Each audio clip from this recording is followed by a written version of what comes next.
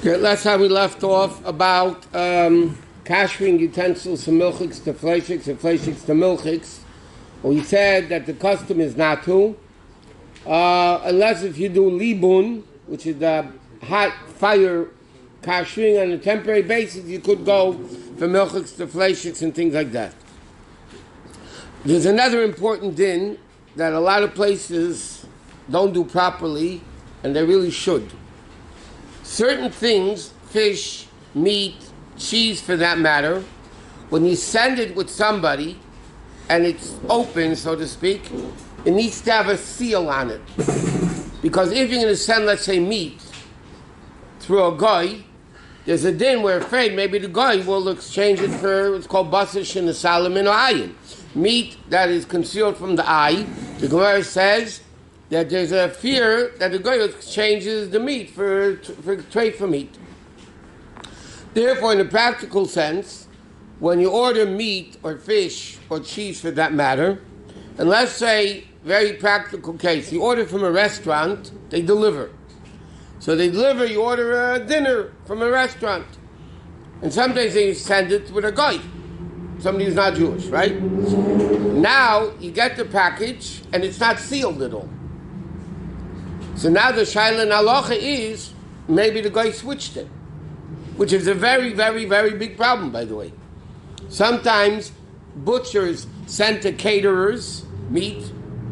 They send it, before a wedding or whatever, an affair. And what happens is, it's not sealed. Now the caterer gets it, the mashgiach looks at it, and it's not sealed. So halacha is a very, very big problem with that.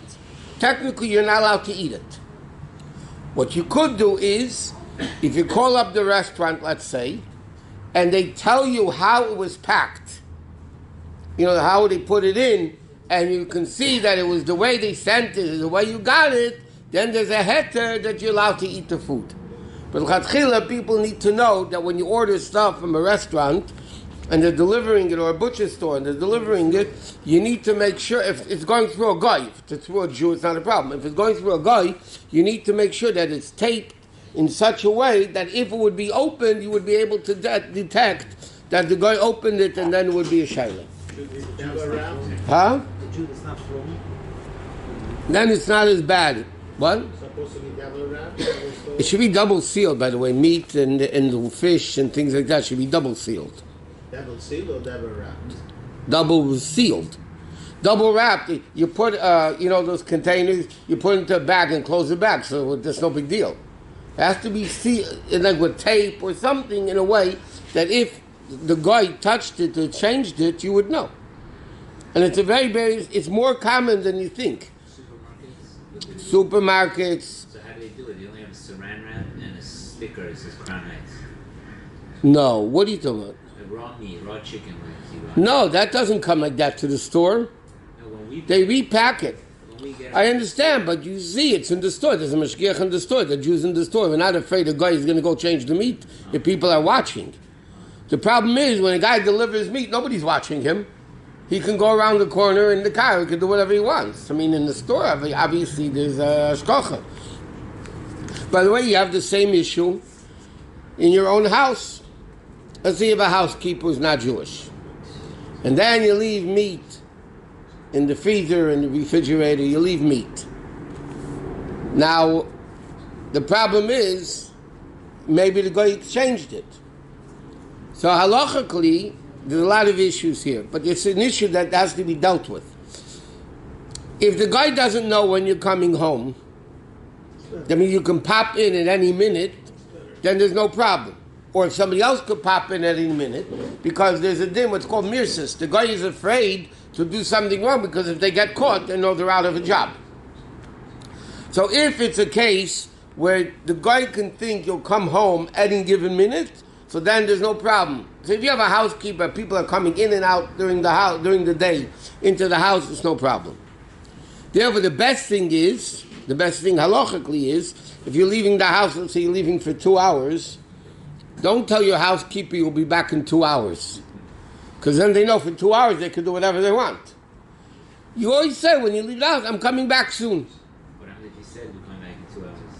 So then, if you could tell you left it the way you found it, then you could rely on it. But Do you have a camera in the kitchen? how should you have a camera all over the house? Forget the kitchen. For the Yeah, kids. for the kitchen. For the kids, not for the meat. kashrus. You don't need one in the kitchen, but I'm just saying people should be aware. There's a din in the Gemara. It's a Gemara in Chulin. It's a din Shulchan Aruch. Basar shenesalim in ayin, meat that was concealed from the eye is treif, is also to eat. So you have to make sure it's never a case of basar shenesalim in ayin. There's a lot of details. If it's double sealed, first I'll give you an example. Years ago, or you go overseas now, they still do it. They used to serve the kosher dinners on the airplanes. Yeah? So now, the goyim are handling it. The goyim are warming it. Now, the question is, how can you trust it? Maybe the guy switched it. So the answer is, the kosher meals, with proper supervision, come double sealed. That's why they ask you to break the seal, or they just heat it with the seal still on it, which is even better. They heat it with the seal, and that's not a problem. And there's no problem of cooking of a guy because it's already cooked. The guy is just preheating it. But that's the way the kosher meals are made, in a way that is double sealed. So it's not a problem of the guy exchanging it or something like that. But in your own house, or if you get deliveries from restaurants and caterers, I mean, it's a big problem. What? One seal? Milchik, it says Gvinas, one seal is enough. You say Basar Basar in particular, or maybe? Yeah, Basar is stricter, but dog and Basar need two chsimas, it says, and Gvina is one chsima, one seal is enough. Yeah. Someone who's from and owns a restaurant, I see a lot of times they are their own mashgiach. How can you trust? I mean, no offense to anyone who is a from person who owns his own. Who says that's taka correct? Who says it's their own mashgiach? Do they have an emulis? Huh? Do they have an emulis? So even if the guy's from, there's still an mashgiach? They're supposed to be. And they gave it. I mean, a from person, it can't be his own mashgiach. From, In his house. okay, 1 second. I'm talking about If you're not making a business out of it, the restaurant owner. okay, 1 second. Let's say you send somebody, you bake them a cake, or you cook them dinner, right? Somebody has a baby, people cook dinners, yeah? Now, who's the mashgiach in there? Or let me take it even further. You go home at night, your wife serves you dinner, yeah? How do you know it's kosher? It's an emulis. You have an No, emulis. one second. How do you know it's kosher? There's a mashgiach? There's no mashgiach. What's the answer? No, this is discussed in the Gemara in Shulchan Aruch. Well, what's the answer? There's a din, eid echad nemen b'yisudim. When it comes to kosher and treif, one witness is enough. I'll take it even a step further. You have a restaurant. You have a mashgiach. What's the mashgiach basically saying? That the food's kosher. I mean, that's the mashgiach is saying the food's kosher. He's only one witness. Or we know Torah needs two witnesses. Al pi shnayim made them the yokum davar. L'chein you need two witnesses. How is a mashgiach enough as one person to testify that the food is kosher? What's the answer? So Halacha says, Eid echad nemen b'yisudim. When it comes to kosher and trade, for monetary issues, you need two witnesses. When you have for kosher and trade, one witness is enough. That one witness, halachically, by the way, doesn't even have to be a kosher witness. We know women are not kosher witnesses because the Torah says no. Yeah, so but yet a woman can be a mashgiach to say the food is kosher. So therefore, you come home at night and you get served dinner, or lunch or breakfast. Basically, your wife is telling you it's kosher, and then you trust it. I mean, you better trust it anyway if you got problems. So you trust it. That is good, but because eid echad nemen b'yisudim. Yet there's a halacha that if you have what's called negeh b'davar, like you were mentioning, if somebody could be affected financially because of it, then there's not necessarily trust. He could be the greatest person, but if he's a negeh b'davar, personal interest or personal financial, so then you don't trust him.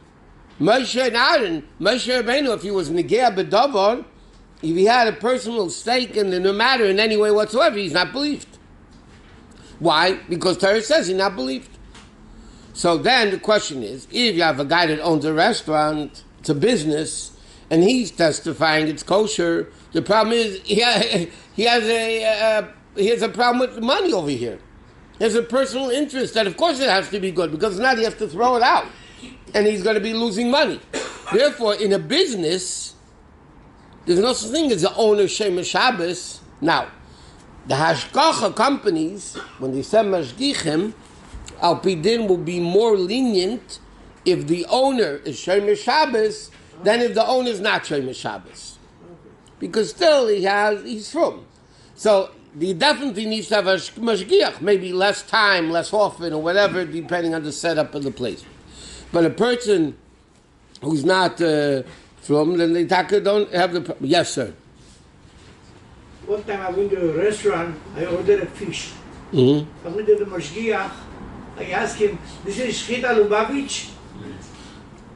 He said, I don't know. Fish? What kind of a mashgiach this is? Is good or not good? I'll tell you why the mashgiach was a very big scholar. According to the Rambam, when you take the fish out of the water, that's the shchita of the fish. One minute. So, according to the Rambam and other Rishonim, fish do have shchita. What is the shchita though? Taking it out of the water is the shchita. So the question that the mashgiach was thinking, who took it out of the water? If a Chabad took a Lubavitch, took it out of the water, then it was shchita Lubavitch. If a Taimani took it out of the water, shchita's Taiman. So he's a very big scholar. My question is not if there's Shchita Lubavitch or not. What kind of a mashgiach this is? I told you, he's a big scholar. He doesn't know. He's a big scholar. There's no mashgiach. He didn't know who took it out of the water. What? What if the mashgiach is actually paid by the owner of the restaurant? Al Pidin, he still believed in a lot of places. One second.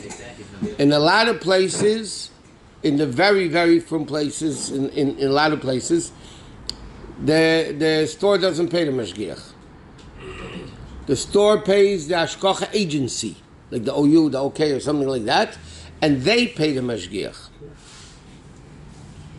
Ramesh Landau, who just passed away a few weeks ago, it's Om Shleishim coming up this week. Ramesh Landau had the best kashrus organization in Eretz Yisrael. There was no monkey business by him. He never took money from any of the places he gave hashgacha. He never took money from the hashgacha that he gave the hashgacha. Why? Because he didn't want to be biased. They pay him, they don't pay him, this and that. There was no monkey business. That's granted the best. It's not realistic. In America, it's not going to work. But they paid for the time of the mashgiach. They paid the expenses, but they didn't make a profit. If there's no profit, then you're not in the Gerbet Dover. If there's a profit, then you're worried about how much profit. Paying the expenses is something else, but he didn't make a business out of it to make money. He didn't make money from his hashgacha, and he had a lot of hashgacha in Eretz Yisrael. A very annoying question. What if the mashgiach is less religious than you are? If he himself doesn't keep Chol Yisrael, let's say. I'm just saying, I don't mean to be... It's a very legitimate question. Somebody who doesn't keep Chol Yisrael, could you trust him to be a mashgiach for Chol Yisrael? So there is a discussion of that in halacha, conceptually. It is not the best type of hashgacha. By the way, it's not halachically the best type of hashgacha, but it is kosher. It is a kosher hashgacha. It's not best, but it's kosher. Because you're assuming he's doing his job. Correct. I mean, his job entails... You know, we said many times, there's places, treif and kosher. You need a mashgiach between treif and kosher, correct? Then you have a mashgiach in a kosher store, where you have a mashgiach between shchita this, shchita this, shchita this, shchita this, shchita that, right? Now, where do you need a better hashgacha? Between kosher and treif, or between kosher and kosher? Anybody in the kashrus world knows that the hashgacha between kosher and kosher, you need a more from person than hashgacha between kosher and treif. Why? Kosher and treif, mashgiach's not going to give somebody treif. So he'll be. But the guy, a mashgiach between this shchita, that shchita, this shchita, that shchita, the guy says, listen, who cares? He's eating treif, I'm not giving him treif. It's all kosher. So it's this, the babich, it's that sapman, bell, who cares? So everybody will tell you that you need a better mashgiach between kosher and kosher than between kosher and treif. You need something more Yerushalayim. So that's the issue. It's a question out of curiosity. When you cut, fish is always cold when they're being processed. Yeah. Well, not in a restaurant, but okay. I mean raw fish. In a supermarket. It's only a theoretical question. I'm not planning to do this. You know what salmon looks like.